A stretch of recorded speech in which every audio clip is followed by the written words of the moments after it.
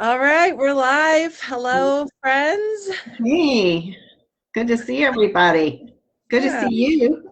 I know it's been a little bit of a crazy week, I think. We've got the start of preschool here, so it's busy, at least for teachers reporting.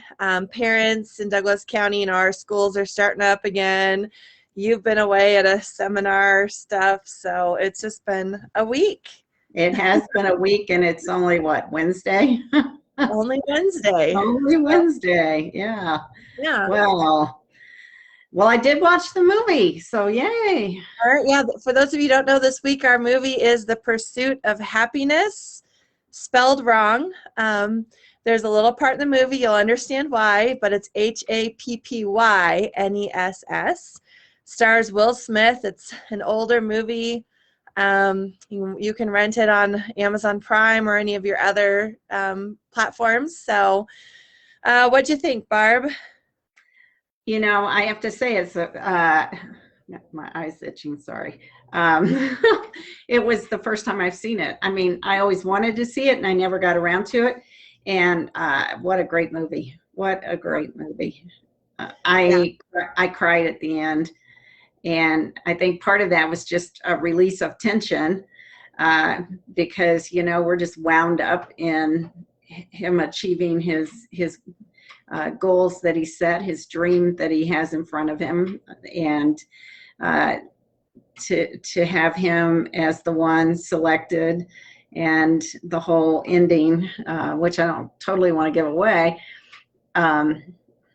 was really powerful. Really powerful. So, yeah. So it follows a man named Christopher who is very just struggling paycheck to paycheck, and not even that because he's selling this medical equipment and it's not selling, and he sunk their money into it, and so there's a lot of tension because he doesn't have the money. There's a tension in his marriage that ends up with her leaving. He continues to take care of his son, and that dynamic there are some tense moments of just him scrambling to provide even shelter, and the sadness that comes over him of not being able to provide for his son what he would like to, and then trying to pursue this dream. Yeah. So yeah, I did a little reading about it. At the beginning said, this is based on a true story. mm-hmm. And so I Googled Chris Gardner afterwards and read really about his life and what he's achieved. Interesting, he's the same age as I am, so I thought that was kind of cool. But yeah, just a powerful movie in so many different ways. And the generational piece for him, having not known his own father, when you read the true story, there is some abuse there of his mom, and just very dysfunctional family. And he really vowed that his son was going to know him, and that he was going to be involved in his son's life. And so that's the underlying theme through the whole movie, is he's not doing this for himself per se, even though, he is achieving. He's doing it for his son, whom he knows is watching. And so, well. Yeah, there's this beautiful moment where he's walking on the street, and it's New York, correct? I'm trying to remember. No, it's San Francisco. Thank you. It is San Francisco because of Glide Memorial. And he's walking along the streets, and there's all these people there, and he says, "Everyone looks so happy. Why couldn't I look like that?" And it really made me think about the way in which we see other people and often don't see their own, people's struggles, because you don't know. You're on a street and you don't have much. Everybody looks around you, looks like they have their life together. And boy, I think we can all relate to that, of looking at other people and going, oh my gosh, they seem to have it all together. They have a nice house, a nice car, their family looks perfect, but you never know the battles and struggles that everybody's facing, and we all face them. And so I think we're all in that pursuit of happiness in our life. Yeah. And of course it's a play on the Constitution as well. Life, liberty, and the pursuit of happiness, and how that is intended for everyone. Yeah.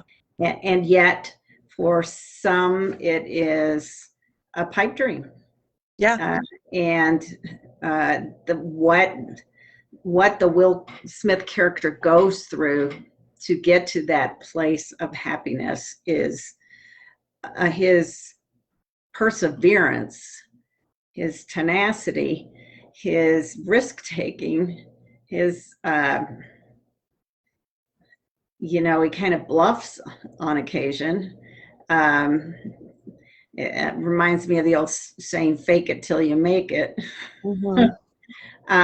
All of that is, it's so intense through the whole movie, and you're just, you just are on his side and you're rooting for him. And so many of those experiences that he had would have stopped the majority of us in our tracks. Yeah. Get hit by a car, for heaven's sakes. Loosen your shoes and go back in that boardroom. And just walks in yep, I lost a shoe. That's cool. He even says maybe happiness is only something we can pursue and that we can never have it. So kind of playing off of those words as well, of how maybe it is just something that we're always working towards, always pursuing, but it's hard to achieve. I was watching his son, because his son is that other main character in this movie, and they're a team. And so I'm watching his son through all of the struggles and stresses that Chris is handling, and his son Christopher is going about his life. And I was thinking, okay, what makes Christopher happy? What is his happiness? And his happiness was just being with his dad. And when his dad seemed okay, even when they'd lost their housing for the night and they had to sleep in the subway station bathroom, as long as his dad was making a game out of it and it was okay, Christopher was fine with that. In fact, I think it was later on, he said, you might want to live in a house someday. And he's like, no, Dad, I don't want to live in a house while staying in the homeless shelter. And I was just thinking, kids, their happiness is so dependent just on that love of their parents. And he really gave that to him. So for Christopher, the son, he was happy. His pursuit of happiness was just being with his dad, which I just love to watch that relationship. Yeah. It's like I said last week in The Lion King, the power of parental words and the power of parental actions are just so strong. Mm-hmm. And, it makes me think about sometimes how people who have so much affluence and abundance in their life are not happy. And sometimes because of the role model that a parent plays, little Christopher was so excited to get his basketball, and part of that was, he's a kid with a basketball, and the other part was he was a kid who got to play basketball with his dad, and that was one of his most happy moments. I did see some, the kid carries the burden in some respects. Yes.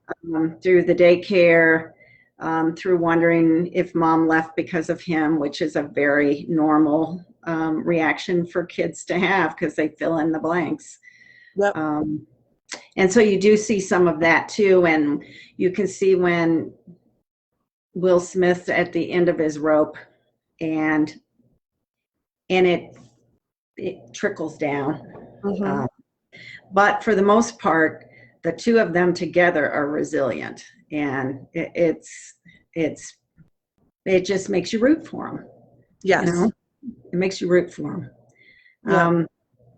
I think the other thing I would just say is the movie didn't pull any punches in terms of the systems that people get caught up in, the cycle of poverty, the chances that maybe aren't the best chances that you take in trying to get out of poverty. But if you think about older Christopher, I mean, he reflects back on his life. He made some good choices. He went into the Navy because he wasn't able to afford college. That's my guess. And so he got some training there. And yet, when he looked back on some of how smart he was, what did he say, 10-gallon head or something was his nickname?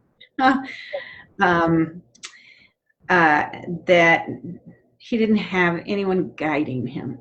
There was nobody guiding him at all. Nobody mentoring him. No one giving him fatherly or even motherly advice. And so here's this kid on his own. And that's, I think, part of what fueled him to keep persevering through what a normal person would give up on.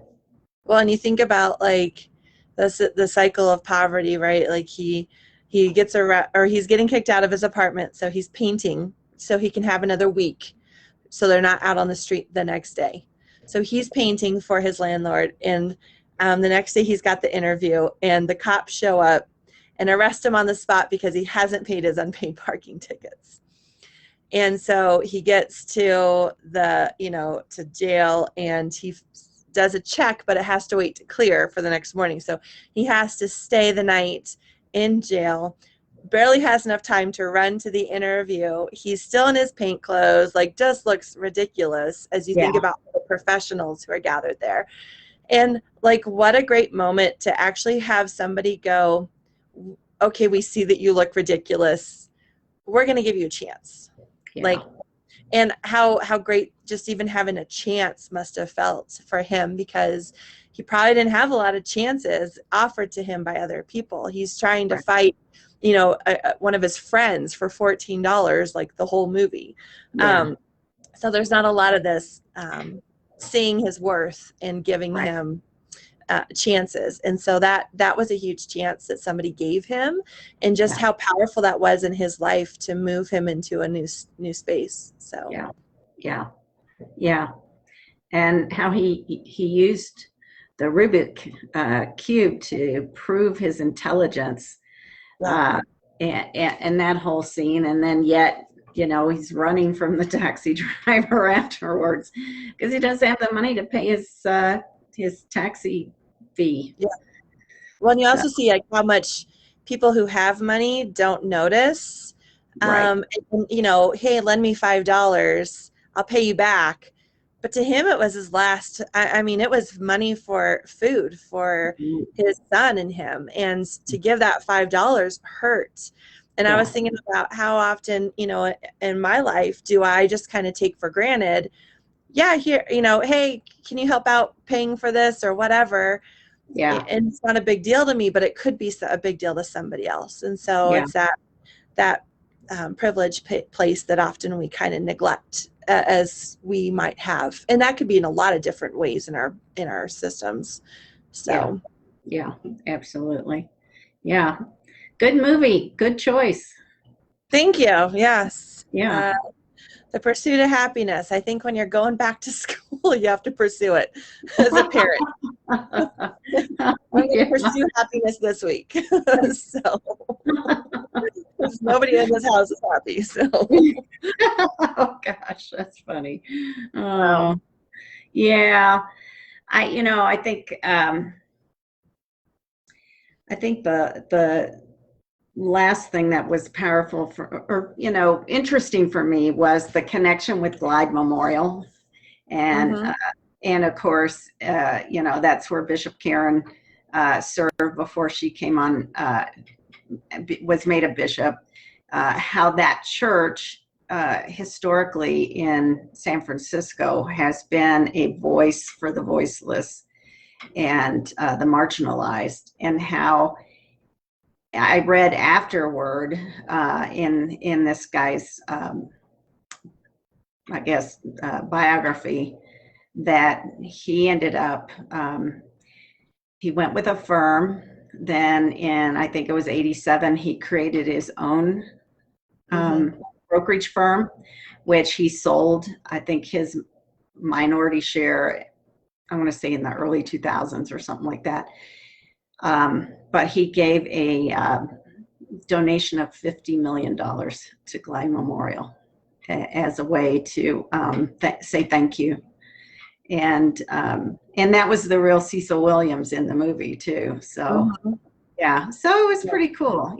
That's the Methodist connection there for sure. Come through and seeing the ways in which that outreach to marginalized populations, and for them, it's homeless that are right there in their city within blocks of them. Yeah. Yes. Yeah. Yeah. So I thought that was really interesting too. Not expecting to see that as I was watching it. So yeah. Yeah. Well, I'll be interested to see what you're going to do with it. Yes, we'll see where God takes us. Yeah. Right, that's right. So if you haven't watched the movie, highly recommend it. I think it is PG-13, just because of that intensity of the homelessness piece. It's not an overt bad place. So again, you can look on commonsensemedia.com to see if maybe your kid can handle those pieces. I think it's powerful for kids to see if you feel like that's a good place for them to see, just because they get to see kids that don't have, and we don't have that opportunity all the time in our community. So right. Although I do have to say, we this week are sending out 91 backpacks to schools in our community, and picture will come next week. I think we lined them all up on the stairs in the church so that we could get a good picture and representation of what has been given and what this church community will give into the world. And that is a beautiful tribute that this church is giving this week. So thank you for all who gave. Yes. I know it has been a huge ask this year, and what a blessing that is to 91 families. So right here in Parker. Yep. I think sometimes poverty hides much easier in a more affluent community, and Parker is affluent, and yet the need increases, and we've seen that several different ways. But this year in particular, we've had specific schools say, we need your help, and right in our neighborhoods. So I'm so thankful that we've called to ask, like, man, we're waiting for your call. We're hoping you would call. So they're counting on us, because we've been doing this for a couple of years now, and that's a blessing as well, is that they know we've got them. So so yay, a shout out to you, PUMC. Woo-hoo. Yeah. All right.